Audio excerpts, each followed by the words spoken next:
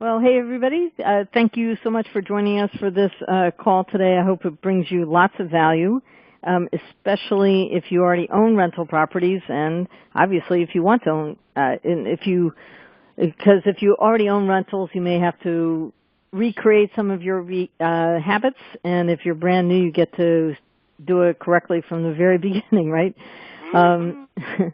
So on the phone with me today is Joanne Brissett. She is really one of my mentors. Has advised me these many years, 15, 16 years, on whenever I have a challenge with a tenant or a property, or should I buy this, should I not buy it, being creative on those things. So I asked her to join us for this call and teach us some stuff.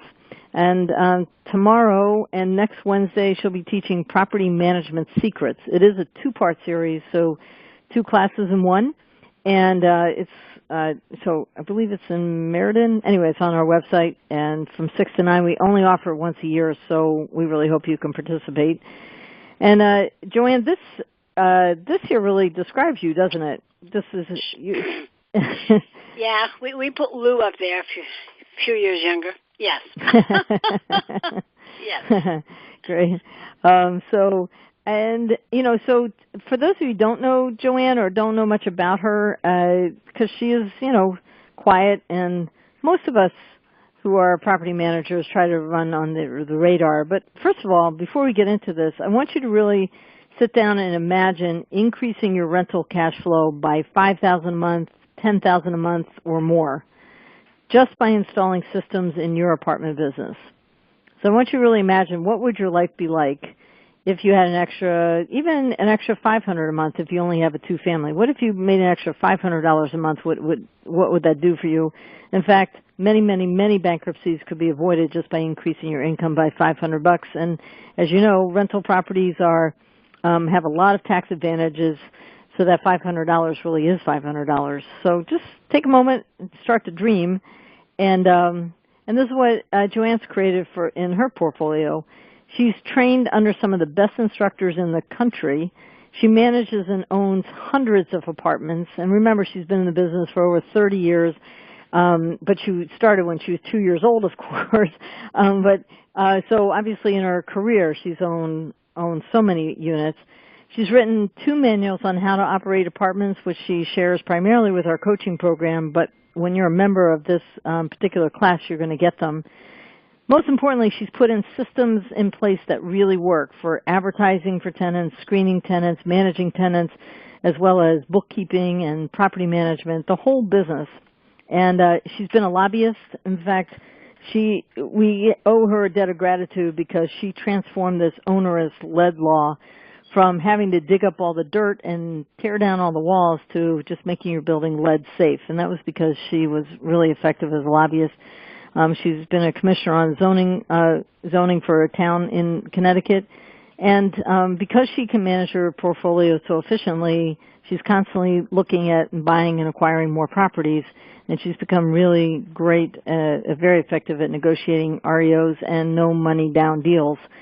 So, and these are the 2 manuals, Connecticut Apartment Owner's Guide on the left and the Guide to Property Management on the right. And these manuals include field-tested scripts, forms, leases, regulations, samples, and more. And really just plug and play. You're going to get them during this course. You're going to download them. You're going to put your own contact information on, and you're done. You don't have to reinvent the wheel. So, Joanne, thank you so much for sharing your expertise on this. And why don't you tell us a little bit about your lifestyle and, how you're doing running your apartments? Well, I think I started this whole industry from a full-time job to not having no clue, nor did I know anyone that owned apartment buildings, but I simply attended a 3-day workshop on how to buy buildings. And within 3 days, I'm negotiating on how to buy a 2-family, which I still own today. And for those of you, just anybody's calculating, that was in 1984. I still own it today, and it's in a great location. So, first of all, you want to buy location, location, and location. You can't say enough about that.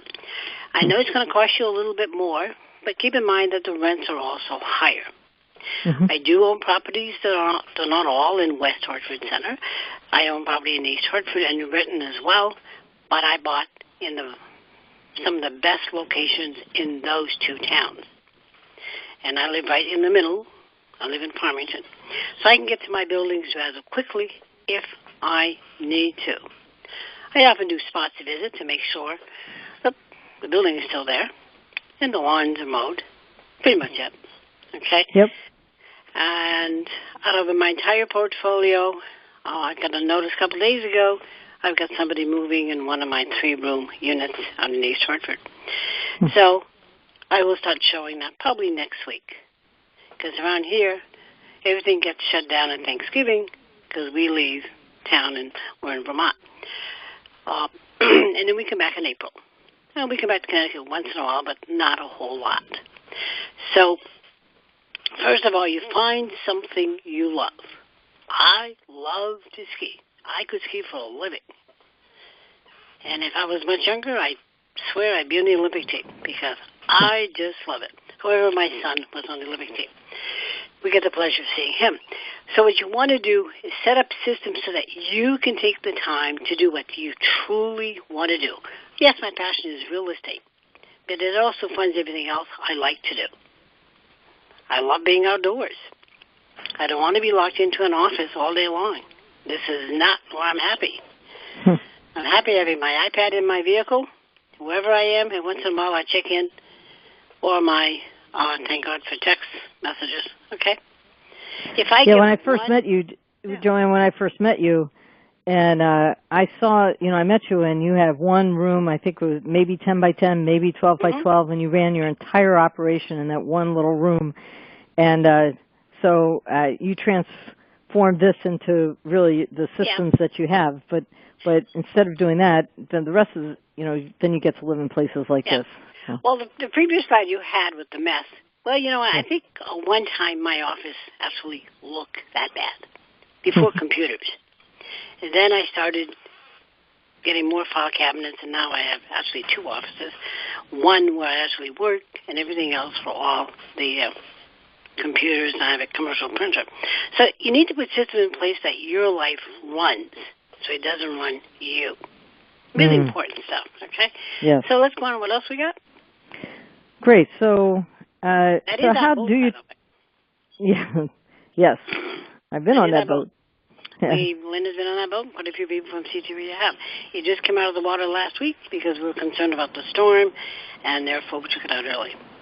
So it's all about. And by the way, once you learn how to negotiate on real estate, you can use those same strategies for buying the boat, which I know you did, as well as cars and such. I negotiated that boat as well.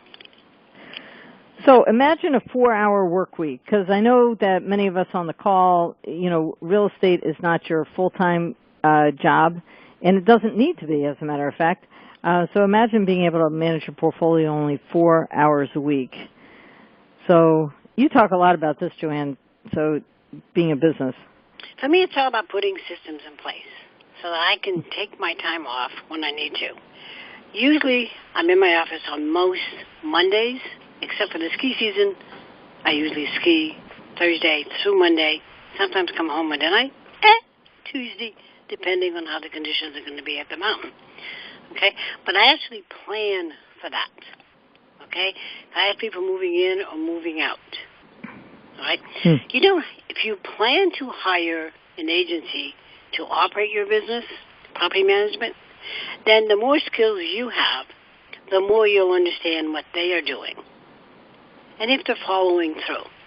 I can tell you every single complex in my portfolio, every one, and I have a few, were managed by property management companies. Okay? No, it's like your kids. Nobody on this planet will watch your money better than you do. Nobody. So therefore, the more you know, the easier your job will be to train somebody if you decide you don't want to be hands-on. Yeah, and so one of the things, and I wrote that in the email the other day, is that Joanne and I buy rental properties from tired landlords or landlords that don't know these systems. And because you don't know the systems, you're losing money because you're not keeping track of things. So That's I think critically what important. I have is you really need to take time to learn the process. This is a learned process. It's not luck. It's not kicking tires, but there's a process in place. Mm-hmm. Okay? You know, there's a coaching student named Luke. He's 31 years old. Took the coaching program 7 years ago, owns well over 50 units, does wholesaling, does flipping, and he's currently renovating a great ski house up in Vermont, not far from my house, by the way. Okay, I'll see him next weekend. And he's able to manage all of that, and he is not giving it to any management company. Okay? Yes. And the property in Vermont will be cash flow as well because he's going to rent that out to skiers. See? Yes. Yeah. So let's talk about, screening tenants. So the first thing is system for finding tenants. So, the biggest thing is to find the best tenants possible. And so and you're going to be sharing a number of different strategies, but one of them is basic, like curb appeal. So why is that so important? Well, in class, we're going to cover a lot of do's and don'ts, where to place your ad, and where to get the most bang for your buck. And, you can't say enough about curb appeal. Lou's going to talk a lot about construction and simple maintenance. The next class, the following class. But let's face it, guys. Which building here on the screen are you going to drive by or run the other way? Okay? Right. So, yeah, exactly. So it's very important. And here's the thing people forget is that tenants are looking for the same things that homeowners are looking for. Right. They're looking for quality housing inside the budget that they can afford. And if the outside of the house looks like this, they're just going to keep on driving by, right? Okay. If it looks like this, now they're going to give it a shot. So that's so important. My buildings are prepared as if I was putting them for sale. That's how nice my properties are. And Linda, you've been to some of my buildings, so yes. You know firsthand. Okay? Now, placing an ad all over the Internet may just get you a few calls. But do you really want just a few calls? No. We teach you in class how to write a great ad. Okay? And then yes. we're going to take we actually have students' ads that we turned around. Mm-hmm. Okay? Sherry called me one day and she says, oh my God, okay? And she's blaming everybody on the planet why her apartment's not being rented. Oh, it's got to be the economic conditions. And she just goes, says, hold the phone, Sherry. Why don't you just send me your ad? Let's start with that. I read her ad and I go, well, gee, Sherry, something is missing in your ad. Well, what do you mean?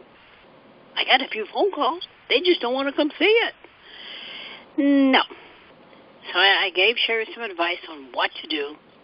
We rewrote the ad, and within a few weeks, the apartment was rented. So you can blame the economic conditions, you can blame the neighborhood, you can blame lots of stuff. But, around here, we work on solutions. We've already identified the problem. Now, how are we going to fix it? And that's what we So one of the things, so here's a typical, before and after of an apartment. And I had an apartment that it was hard for me to rent, and it was a railroad apartment, which means 4 rooms straight in a row. And I asked Alana, who's a stager, to come take a look at it.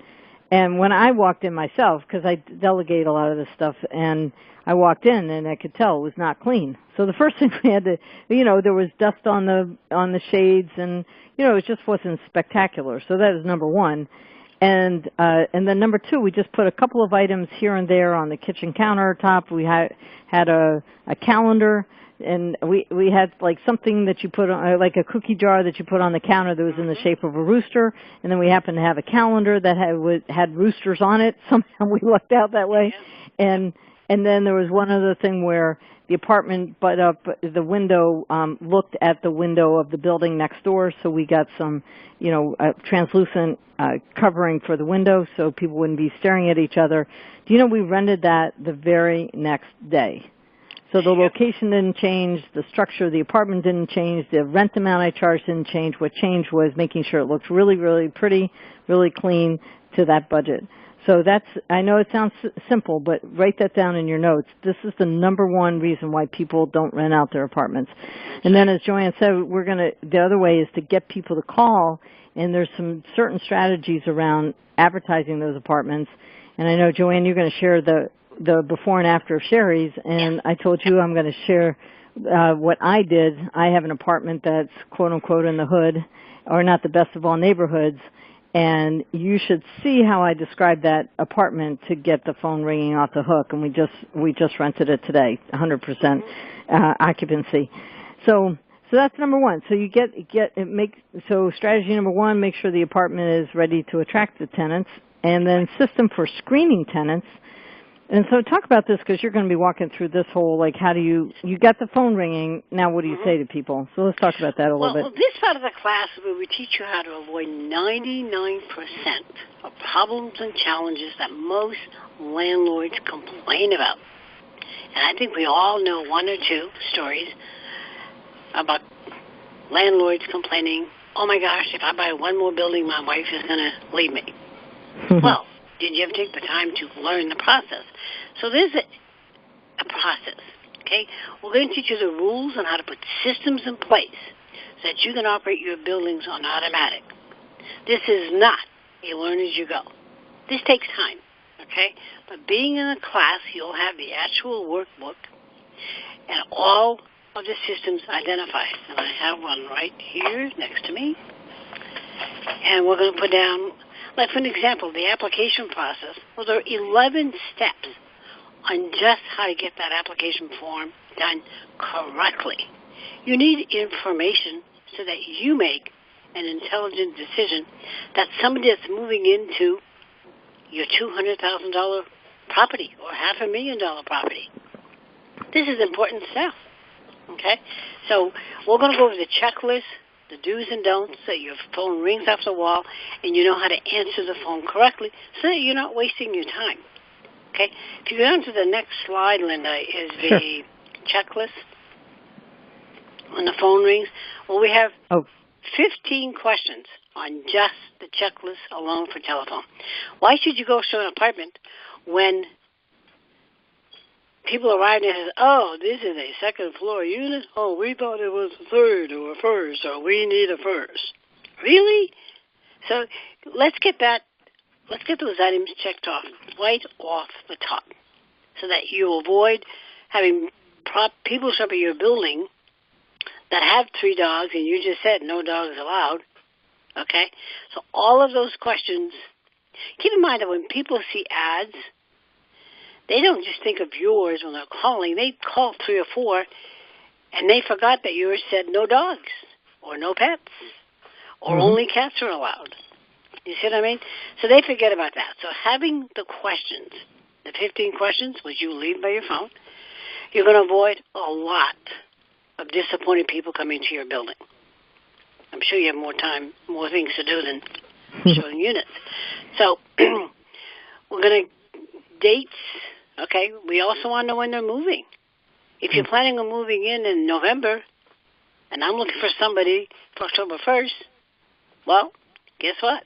This won't work for us. Won't work for you either. Okay? In West Hartford, because we give a 3-month notification, our leases go out 3 months before their existing lease expires. I'm planning my summer in March. I'm not waiting until June. Okay? In West Hartford, nobody moves in July and August because there's nobody in the office. There's nobody in town. Okay? Everything is planned for June. End the conversation. That's just how it is. So this is your business. You're going to run it on your terms. And you can do that. Okay? And yes, there's going to be, I'm sure you have lots of questions. What if, what if, what if? We'll cover the what ifs in class. And I'll tell you how you can still move your moving date to June 1st. You can get over all the what ifs, all the challenges that you think you're going to have, and this will not work for you. Well, I have a very good friend that owns probably half of New Britain. And back about 15 years ago, I taught this workshop in New Britain. We had hundreds of property owners and whole 9 yards. Barbara's sitting in the front row, and afterwards we had a cup of coffee after the meeting, and Barbara said, well, Joanne, this is all great information for everybody else.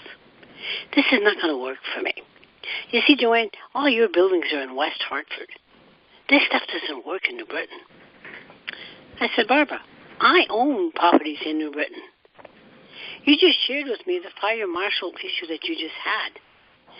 Had you done a full background check, you would have known the criminal activity that they had. You don't think that that one step alone would have saved you the misery with the building issues, evictions? You've been at this longer than I have. Come on, give me a break. My stuff works. And so Barbara said, I hadn't thought about it that way. So she was hung up that because I came out of West Hartford, where she thinks everybody, the streets are paved in gold, which they're not, she just couldn't see beyond that. Now, this is a woman that's been around a lot longer than I have, owns a lot more buildings than I do, and by the way, she does run for a full operation, not by herself. She wasn't back then, but now she is. Because she put systems in place, and she has a gorgeous home up in Martha's Vineyard, which I've been, okay? So therefore, by putting systems in place, now she spends the entire summer in Martha's Vineyard. Okay? So it can be done. Even like a skeptic and somewhat negative Barbara. So it works. Okay, so what else we got? Cool. So, let's see, sorry. All right, so when you're using your system for screening tenants, just like you just shared, you're avoiding eviction court, you're reducing your vacancies and your turnover time, so critical. You get to attract well-paying tenants, and you keep tenants for longer periods of time. And as a result, you're increasing your income and increasing your cash flow. So if you put that system in place, just like you said you taught a friend of yours who's been in the business for forever, and she changed some certain habits, all of a sudden she gets more vacation time, right? Absolutely. So. And you know what? You also learn to train staff. Her contractors became, and she didn't, like, we don't have one plumber. Trust me, we can't run with one plumber. We have 3 on call. I have 3 electricians on call. So if one can't come, believe me, I've got a couple of backups. So she's learned to do a lot of that. Yeah. And when we see each other probably once a year. We do a lunch, a bunch of us in New Britain that own properties for years, and we've been to investment clubs, I think, our entire life. I don't think she's no longer buying, but we get together and we share our notes, and we talk about real estate. And listen, Barbara, like myself, and a few of us, listen, we don't care how many buildings we have. If it's a deal, we're buying it. We don't care. We're buying it. Okay? Well, when you have systems in place, you have more money and more time to buy new buildings. But one of the things that you're going to get as part of this program are all these forms that Joanne, either you invented or tweaked or whatever. And these are all really, really critical as part of your systems. And so as a student, you're going to get this, and they're very easily editable. By putting in your own contact information and things like that. So how much time does this save you when you're moving somebody in, for example, or making sure, all of that? I know that I just moved, well, I'll just share my experience. Because of your forms, I had a brand new tenant coming in. I wasn't sure until yesterday was she moving in, and in less than an hour I had the whole move-in package ready to go. I had a checklist of what the tenant needed to do before she could move in, and it was all set. So I thank you for doing this. And I will tell you, one of our coaching students said, well, I'm submitting the lease to my attorney, and he's making some changes. And I said, why? This has been time and time tested in courts by judges. You said a personal judge reviewed it, right? So. Well, I was a lobbyist. I met with judges quite often. And one of the judges was nice enough to actually ask me to bring my lease. He said, you know what, maybe I can help you with your lease so you have a really good lease that will stand up in court and weather all of the issues that come up. Oh, my God, I was all over it. I couldn't wait to get to my office. So next time I met, a nice, bright manila envelope, wrote his name nice and neat, and gave it to him. And I gave him my phone numbers and how to reach me, and I was so impressed that he even bothered to ask me. So I gave him my lease. And he says, well, when you get a minute, I'll be back here tomorrow. And he says, I'll circle all the issues and blah, blah, blah, blah, blah, blah. So he took a blue highlighter, not a red. He really didn't want to intimidate me too much. And he said, well, Joanne, this is pretty good. However, the language on this is a little bit, can be misleading. I said, oh? He said, I recommend that you write this instead. This way here, everybody can clearly understand, and there's no misunderstanding what the date is they move in, what the date is they move out, and what the rules are, because I have 20 rules of what you should be doing. He said some of these rules you cannot use because they're against state regulations. Oh, wow. Oh, yeah. So I was pretty impressed, and I thanked him a million times over. So it was probably one of the highlights for me being a lobbyist is that somebody actually gave me the time of day without asking, which was unbelievable. So the lease was well thought out, just so you know. Okay? And one of the laws that we had changed, that I had changed, is actually in the lease. Okay? I decided I liked that rule so much and that law that I actually put it right in the lease. So if you have any ideas about really damaging my property, you better think again, because these are the laws in Connecticut that are available to us as property owners and what the repercussions are. Yes. It's actually against the law to damage your property. Yep. Absolutely. And that's right in that lease. And these are the fines and the penalties that are involved should you decide to do that.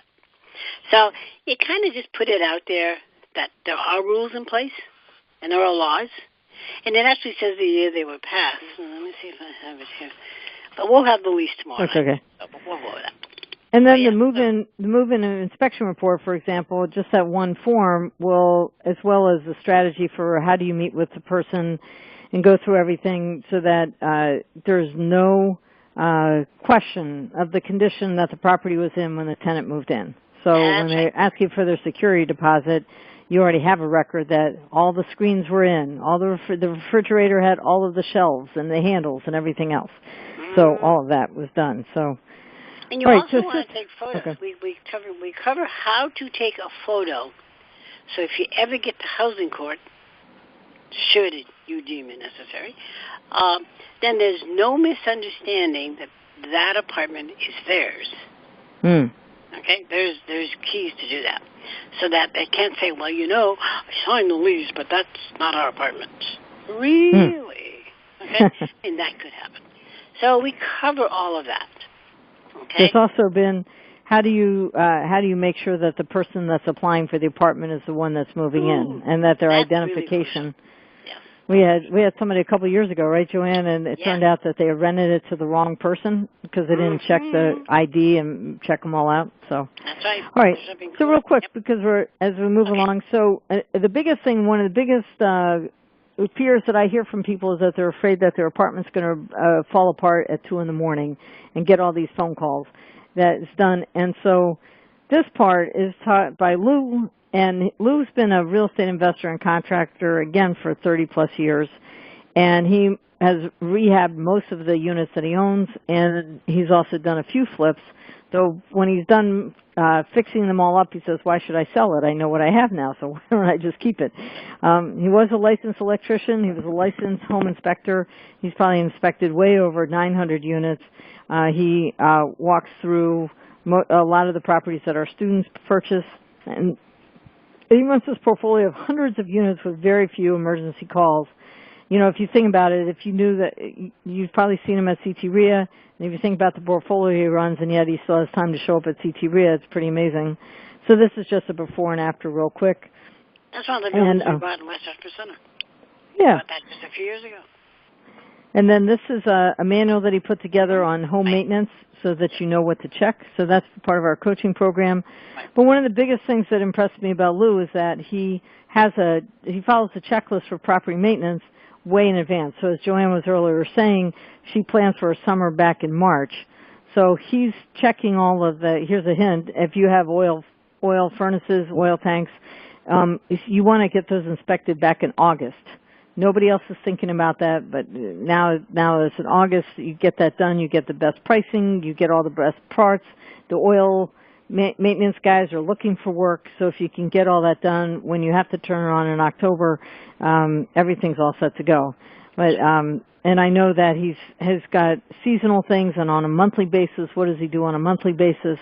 And all of these different items, like one of the things he'll teach you is that he drains the hot water heaters out on a very quick, on a periodic basis, because that avoids, it extends, I think it like doubles the usage time of these tanks so they don't rust out in the middle of whenever. I believe it extends the life of the hot water heater. I mean, our average hot water heater is 10 to 15 years. If you didn't do that, then it'd probably be 3 to 5. And given how expensive they've become all of a sudden, I mean, that's huge.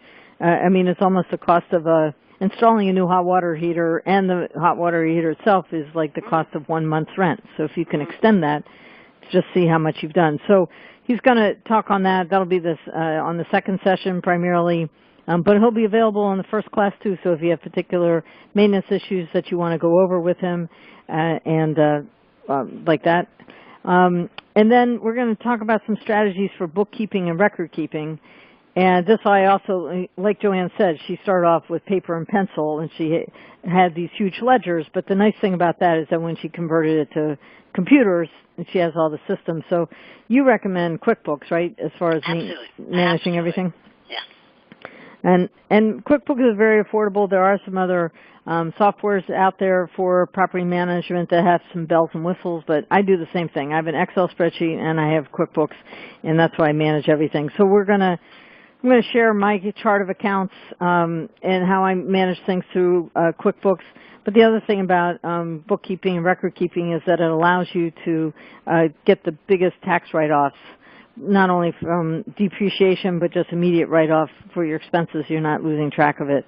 And that you have a complete system, again, so that you're not wasting all your time trying to get your taxes put together. And as my accountant friends say, it's much better for you to plan in October or November for next year than it is right at the last second. So, oh my God, that is crucial. Very important stuff. And then the other thing is about, this comes under Lou also, tracking maintenance requests. So when, tenants call in and they think that this is an emergency, it's got to be an emergency, and it always happens at Sunday at 7 p.m., and when you get the call, it's not an emergency. So how do you determine what's an emergency, not what an emergency is, and then how do you track all those maintenance requests so that you can get the most out of your maintenance people? They're not going out to your property 10 times. They can do it all in one fell swoop. So we'll be talking about all those things. And that is something that I would write down. Get all your maintenance requests together, as long as they don't have to be done immediately. Can you organize all of them? Make sure all of your materials are there. Make sure you got the one guy and he's got all of his tools ready to go. And that'll save you a lot of time, and also save your tenants a lot of heartache and interrupting of their schedule and things like that. So anything more about that? You got to keep in mind that your tenants are really, really your customers. And they contribute to your lifestyle. Mm-hmm. So how would you like to be treated as a customer? It's the same thing, right? Yes. Yes, once in a while I get a call from a tenant that has broken some of my rules. And I can tell you, this is not 3 strikes and you're out. Okay? And I'll cover that in class. How do you how do you get back with issues with, and this guy's an engineer. He drove me crazy for 2 weeks. 2 weeks was pushing way too many buttons for me. We had a powwow. It was do or die. It's either you do it this way or you're out. I don't care that your lease expires next June. Okay? I have wording in the lease. Okay? If you break some of the rules, I don't need to give you 6 months notice at all. Mm-hmm. So that's some information you need to know. I can guarantee you, he cleaned up his act. He stayed. However, I needed a written promise. He sent me an email, and I says, next time you're not getting a notice from us at all. The notice you get will be an eviction notice, termination of your lease. Well, it's been since August and nothing has happened, so I guess we're in good shape. But how to handle issues immediately. Don't wait until they affect other tenants, other people in the building. No. My rules are carved in stones, and they should be. I am responsible for an awful lot of people. I don't have time to make it up as I go. Who needs to keep track of all that stuff? So the rules are in the lease. If this lease doesn't work for you, then you need to find someplace else to live. Because we're not changing it just because of you. It's not happening. So we need to know right away if this is going to work for you. If it's not, then you tell me now, and we need to part ways now. So I can go on with my life, and so can you. So, you need rules and ground rules in place so that you're not having tenants. In my case, it's a parking situation. My case is parking for 2 cars. What part don't you understand? It doesn't say 3, it says 2. Mm-hmm. And there's a reason it's 2. Mm-hmm. And when I explain my reason for 2, he says, well, I don't know why I can't park next to the garage. And I said, Zach, when you own the building, you can do it the way you like it. Right now, I'm in charge of this property. I am responsible.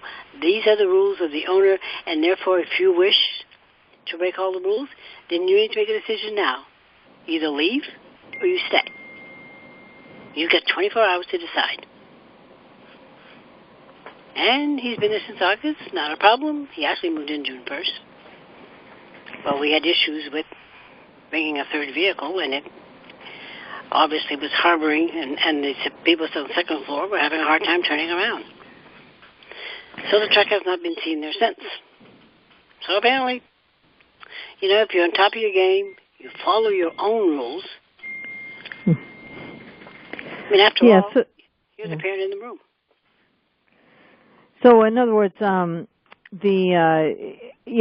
somebody asked what are the rules. A lot of the rules are very much common sense, but the point is that you want to lay them out very clearly in the lease and then sometimes in a separate memo because, for example, when does the garbage go out? And you want people to know when the garbage goes out so that depending on your building, they're responsible for bringing the garbage to the street and bring it back. We are not your parents, so, we're not cleaning up after you.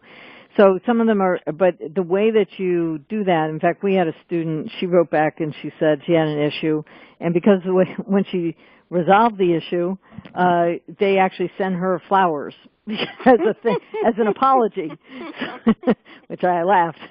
And nice. I just had 2 college students move into one of my buildings, and they thought they could make the shed into their clubhouse.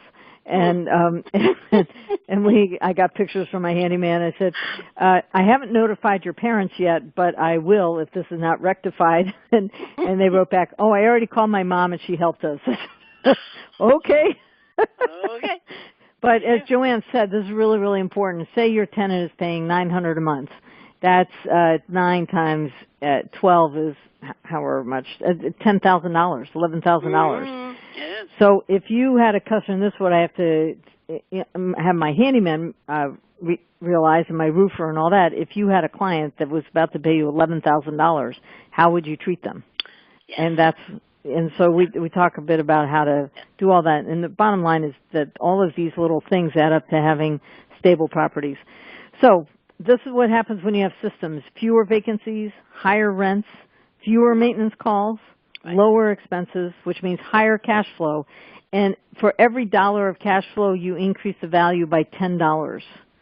So when you're looking at cap rates and other items, every $1 that you can prove that you're of increased cash flow is increasing your value, the value of property by $10.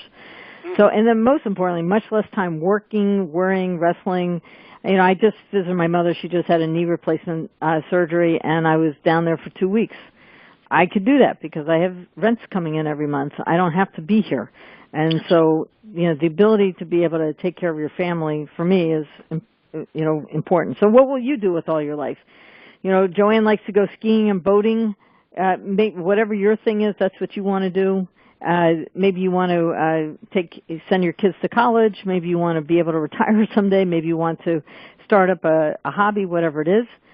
And maybe you'll actually buy more buildings because you can.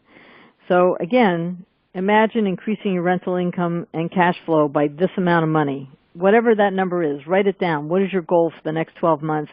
You have a goal to increase your rental cash flow by this amount by both increasing rents, avoiding vacancies, and decreasing your expenses. So the program starts tomorrow night. You want to register at ctreia.com. It's from 6 p.m. to 9 p.m. We only offer it at this time for only once a year. And I highly recommend that you do this. And if you do have a property management company, invite them to participate in the program. It's only $249 if you're a CTREIA member. If you're a guest, it's $275. Listen, that's like 1 week of one rent to investment to be able to get all the benefits of this program. And then we'd love to hear your success stories, as we've helped many, many, many other people. So, Joanne, any final words? Because I really appreciate your time. I know you have to get back to playing. So anything else you'd like to say here? I've got a bike tour this afternoon. I'm doing biking. We're going to get 10 miles in this afternoon, so I need to get going. And then I think what comes to mind to me is, one of our coaching students, Heather, a young mom back then, 3 years ago, 1 and a 2-year-old. And for Heather to come out of her shell from her JOB and join the coaching program in August. Our classes didn't start until November. By January, Heather owns 3 buildings, 3 duplexes. Nice buildings, by the way, nice buildings. And here's a young mom of maybe 31 years old. No life, no experiences at all. No tenant experience. She went through this class, coaching, and within January, she owns 3 buildings. So she gets home from the closing. She's all excited. Oh, my gosh, I own 3 buildings. And do you know how much my net worth is? And, oh, my gosh, she's just excited. And her husband says, I thought you just bought 2 buildings. She owns 3. So Heather says, you don't listen. So Heather runs the whole show herself, plus she's doing flips in the meantime. But, if Heather can pull this off with 2 little ones in her house and her husband working 80 hours a week, so it seems, anybody can do this. But you need to take the time and the commitment to learn the process. Not that difficult. Perfect. Well, thank you so much. So, again, if you have any questions at all, call us at 860-265-4414. You can also email membership@ctreia.com. I really hope to see you. By the way, if you're a coaching graduate, this course is free as part of your coaching tuition. But we do need to know you're coming, because you will be each getting 2 manuals, and you'll be getting all of the forms and scripts and all the other things that we talked about. So we hope to see you all. Can people register from the email that you send out? Is that I think so. Yeah, just click on that. Just click on the link there, and they should be able to register right there. Yep. Oh, okay. So we'll try to make it as easy as possible for you. Okay. All right, Joanne, thanks so much. I really appreciate it. All right. You're welcome. Take care now. See you all tomorrow night. Bye-bye. Thanks. Bye-bye. Bye.